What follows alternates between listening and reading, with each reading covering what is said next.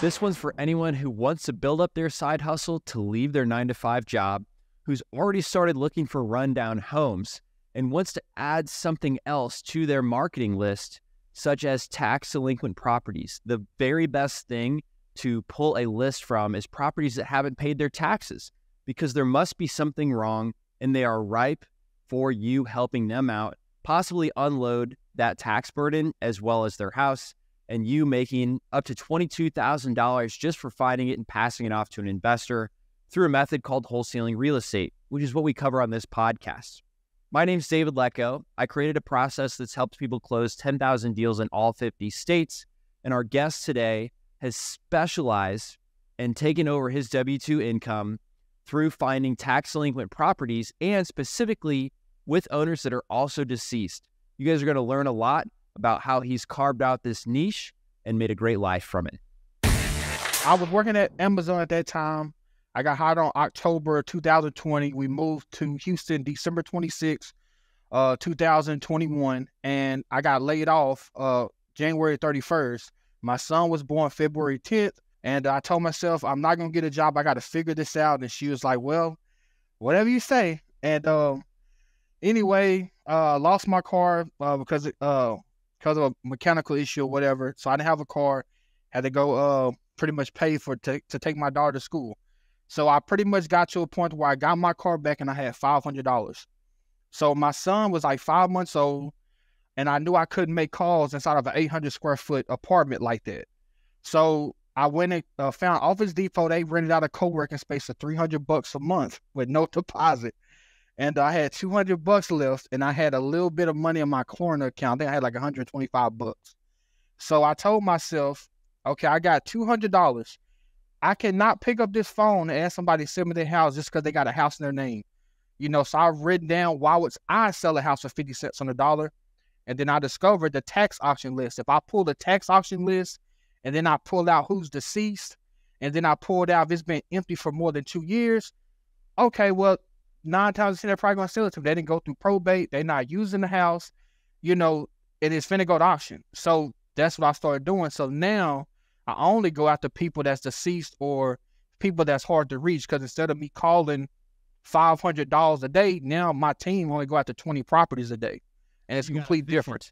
You found people who were more motivated rather than using a non-motivated list, like just the absentee owner list, people who don't own don't live in the property. They're not super motivated, so that was wasting a lot of time and money for your marketing. Yep. So that's what changed. That's how you got to do bigger deals. Yeah, that right there, and being able to solve title issues like getting around child support, judgments, and stuff like that. My biggest deal was, I think it was Richmond, Virginia. It was a lady that was living there. I think it was her mom's house, and got in contact with her, deceased owner.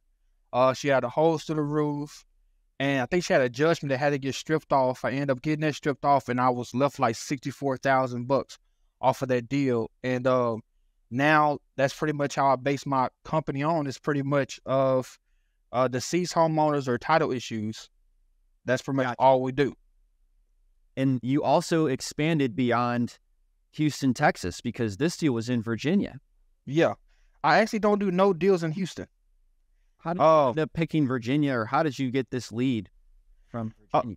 So I ended up meeting, and she's from Virginia, I believe. And she was like, because she was like, England, if you can make $20,000 spreads off houses that the ARV or the after repair value is $115,000, she's like, you don't understand. Most wholesalers ain't making money like that with ARVs that small.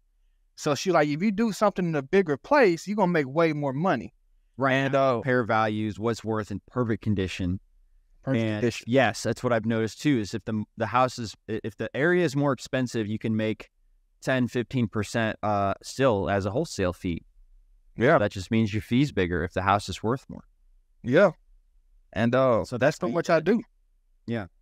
Now that 60,000 one in particular, I want to break down this individual deal because I think that will really help people that are looking for their first deal. Do you remember, where did you pull the list of people in Virginia that passed away, for example? Yeah, so nothing changed. Nothing changed. I found a way that worked and I stuck with it. We only use like primary data. So that's any data come from the county. And I love I love tax delinquent. That's tax and death is two things that's going to always be around no matter what the market is doing. So I always pull tax delinquent, and we go by our data one by one. I know this may sound crazy, man. A lot of people don't like me for it, but I believe that real estate is like one of the only industries to where it's okay to try to reach, I guess, 5,000 people to get one deal out of. To me, I feel like if I was in a room with 5,000 women, only one woman wanted to date me, everybody's going to say I'm in the wrong room. If I went to a business event with 5,000 people, only got one customer, you would say I'm inside the wrong room. So I treat it the same way. So I noticed that a lot of people that do deals, they don't sit there and say, well, what did the last 10 of my deals had in common? What is the person? So with us, we go take a list, we go one by one. I know my average seller is over the age of 45 to 60. They typically make less than $40,000, and most of them don't own a house. So now I stop from the real estate role and just jump into a marketer. Now I just read my data so well to where I already know who will more than likely sell to me and who wouldn't. And that's pretty much how I do it. So smart. And the death data, does that just come from public information, obituaries? Yeah, we use obituaries, Ancestry.com, Provident Investigators. The way that my data works is we don't pull more data till we got a yes or no from every single person on that list. I know when I was in Arkansas, I would fly. You would fly to see the house? Yeah, so the way I did in Arkansas, which is the first market I jumped to seriously, I got that $22,000 deal that changed my life. We went to Arkansas with no gas to come back. Stupid, but we done it.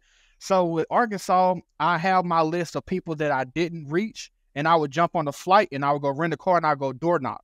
And I told myself, if I can drop 1,000 and make 20, I'm going to do it all day long. And that's how I did it. Why Arkansas? It's not a high price market. Because Arkansas is unsexy. And not a lot of people do it there. Not a lot of people do it, and you got to be deceased for 5 years to do an affidavit of heirship, which is pretty much, you don't have to go through probate, just a single-page document. So that's easier to close the deal. Well, it's 5 years is a long time, so I know most wholesalers, if they got to pay $3,000 to start that deal, they're not going to do it. So let's say that do you start with the obituaries though, or what's the starting date? People just haven't paid taxes? So the way I use a thing called datausa.io. I look at what the average income is, and then I divide that by 12. So let's just say the average person makes $3,000 a month before taxes. When I pull that tax delinquent list, I want somebody that's owed more than $6,000, because I know the average person, they can't afford to pay a $6,000 and not be in a financial strain. And on top of that, they showing the heck ain't gonna do it if the house ain't even in their name. So now I'm breaking it down to where it's more liable for me to deal with. And also with Arkansas, it's way more younger black people. I'm going to relate better with that person than somebody else that's called from a third world country or whatever. And I'm just using all the pieces of data trying to put it together in my favor.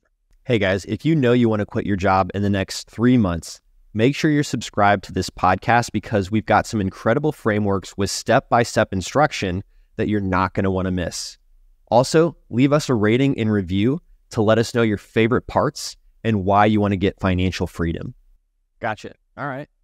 So your life's much better now than working at Walmart, I bet. Man, bro, I done came a long way, bro. Right. This is insane. Tell me what else happened in this story that people would like to hear. I mean, to be honest, it was all the boring things that got me to where I need to be at. It was, I would say the most important thing is like knowing what you're going to do every single day and make sure what you're being done is something that's actually going to move the needle forward. So with me, I would, pull my list, sort out my data, and then I say, okay, well, I'm going to go after these 20 properties when I come to work tomorrow. And I just did it pretty much every day. It wasn't nothing exciting happened. After I got that deal in Little Rock, pretty much my stress from financial stress was pretty much over for the most part. Yeah. What's changed about your life when you don't have that stress? Now I find out there's other holes that gotta get filled, man. Whether that's relationships or it's like I got bad habits that gotta get fixed. Cause like I blew a lot of money whenever I first got it. Cause me and my girl, we've been together for so long. We got evicted at every single property we lived at. So just to be able to sit there and say, well, we can just live and breathe, like that in itself was like, man, I went wild, man. I went wild. You went wild. Like, what do you mean? Well, not wild. I spent a lot of money on a dumb, like a lot of, I would say like leisure stuff. Like, so she didn't really start cooking this much. We got people to come to the house to clean up every now and then. It was stuff like that. Like, we didn't just go on vacations. It just, whatever we was doing just made it easier, bro. That's pretty much it. I want to take a trip, like for the weekend, we might go to Louisiana, whatever, to the casino and come back. But I spent a lot of money on education though, with lawyers and learning stuff like that. That's something that I did spend a lot of money on. And I didn't have to do one of the things that really stood out to me is that you found out a lot of how the law works. And the more you can focus on learning things like that, the more money you can make, because they're deals that are trickier. So there's less people that probably want to do those deals, right? And so that's why you go to Arkansas. That's why you learn about what states have an easier law to go buy the property if somebody passed away. Exactly. Amazing. Well, England, I'm just so tickled that you wanted to share this with us, man. It's a wild story from losing your car and going to Arkansas to do a deal when you didn't even have money to come back. Bro, it was crazy, man. But that's the thing about wholesaling real estate, is if you're willing to put in the effort, and there's always a problem that you can solve and make money from like that. Most definitely, most definitely. Anything else that you'd want to share before we sign off? Do you have an Instagram account where people could reach you? You can follow me on Instagram at EnglandHall_. My most important thing I can tell people is pay attention to data. Find the loopholes, skill trace a list, go after the people that don't come back with phone numbers first, and move on to the phone numbers later, because that's what everybody else dolling. That's right. Most beneficial thing. I don't know if you've seen this yet, but in the last week, we actually include the phone numbers of every property owner and every renter in DealMachine without having to press the skip trace button and actually buy that data. And yes, it comes with their average household income as well. So you can filter properties on your list of tax delinquents that also have a certain net worth or do or don't have a phone number. So you could then target properties that don't, if you wanted to find those really hard to find ones. But a lot of them have it, honestly, on this unlimited contact info that we just launched. So if you guys want to try a trial, there is a 7-day trial at DealMachine.com/pod. And for additional listening, I know England talked about how important data is. Check out episode 78, 25 motivated seller lists, and the best order to approach them if you guys want some clarity on how to do that and what order. So England, thank you so much. Reach out to England on Instagram and let him know that you heard his story. Cool. Appreciate it, bro. Of course, man. I hope you have a great rest of your day. All right, cool. You too, bro. Thanks for listening to the DealMachine Real Estate Investing Podcast. Please leave us a review and follow along wherever you're listening to your podcast.